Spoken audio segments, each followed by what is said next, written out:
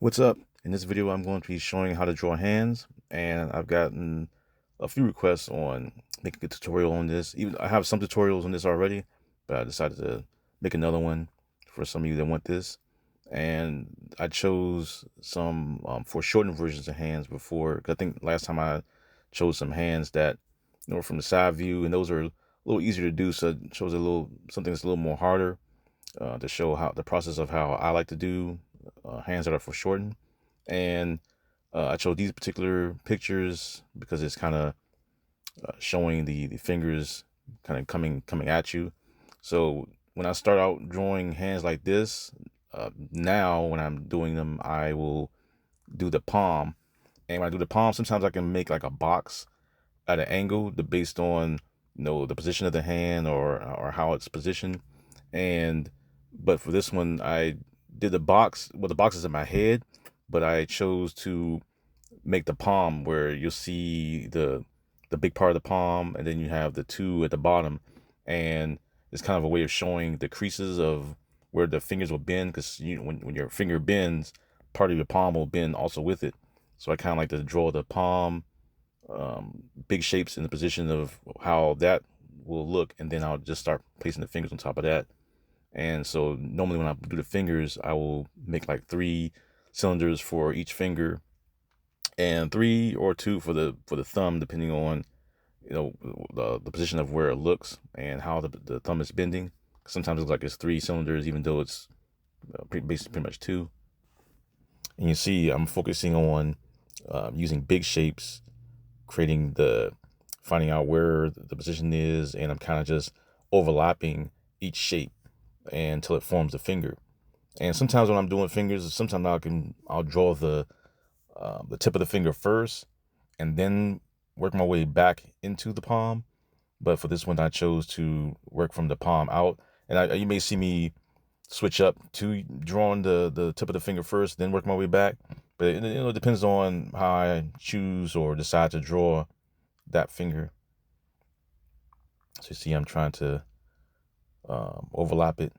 And overlapping the shapes is kind of an easy way for me to figure out where it's going. And you'll see sometimes you'll see the finger when you're drawing it in a construction pose. It will look like it's bent certain ways, and it'll look like it's broken. And that's normal for when you're constructing a hand or even a pose. It'll look kind of broken, but then once you start to fill in and add in the anatomy and details, then it'll start to look normal when you start adding the fingernail, where that will go, and all that. So right now I'm getting in the thumb, darkening some of the lines. And it just takes a lot of practice.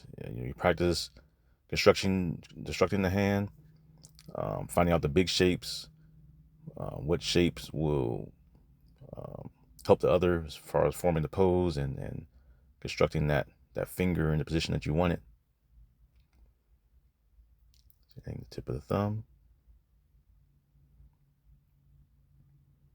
darkening some of the lines. I always like darken the lines up to show try to separate, to keep my eyes from being too confused when I'm drawing in the rest of the figure.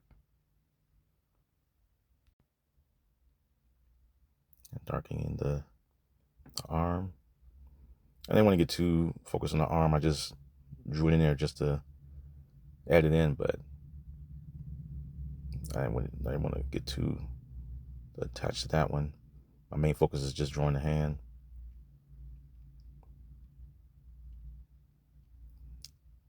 At this point, it's pretty much, and it's done. Didn't take that long at all.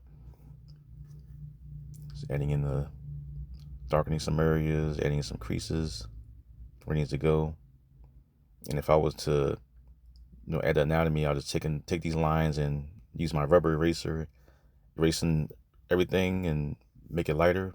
Start adding in the fine details to create the hand that you decided to draw. So now with this one, I chose this hand. It's kind of like almost like I don't know if he's throwing a fireball at you or whatever. But I chose this position because I know I've seen a lot of requests on drawing this particular hand. So let me throw this in here. And so with this, I did it the same way I did the first one. I drew the palm, and then the big part. I always work on the big shapes first. Big shapes first, and then small shapes last. That way, you can easily picture and know where to place everything. The big shapes are the best way to help because you can easily know where to place the small shapes after you add the big shapes. Now I'm working my way from the palm out to create that first finger. Adding in all the lines.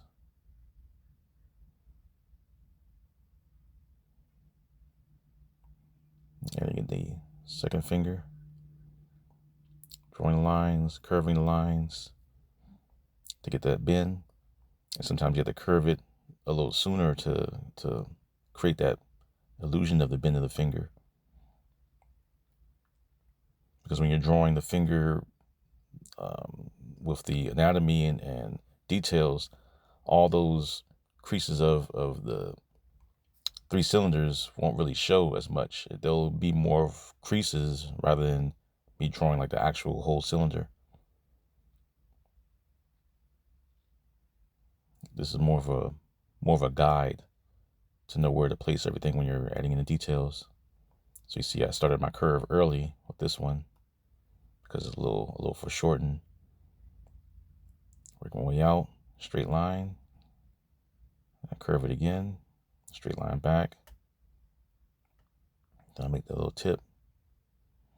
And see that when I'm making a tip with this one, it looks like as if the finger is coming out, even though it's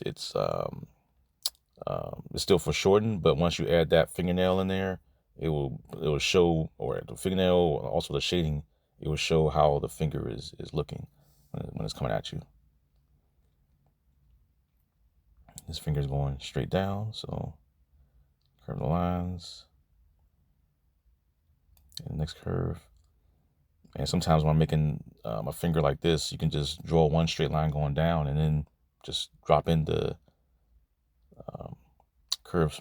So you're separating the three lines as you go within the inside of the finger. Kind of a faster way of throwing the finger down.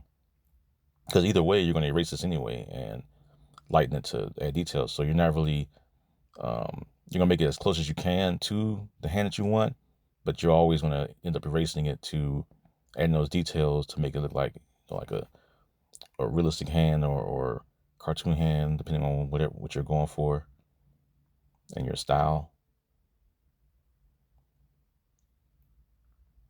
So I'm just darkening more of the lines. I always have to darken the lines to keep my eyes focused on the task at hand.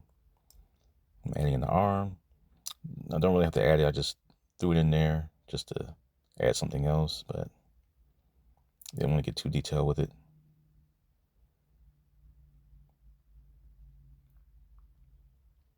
Just darkening everything.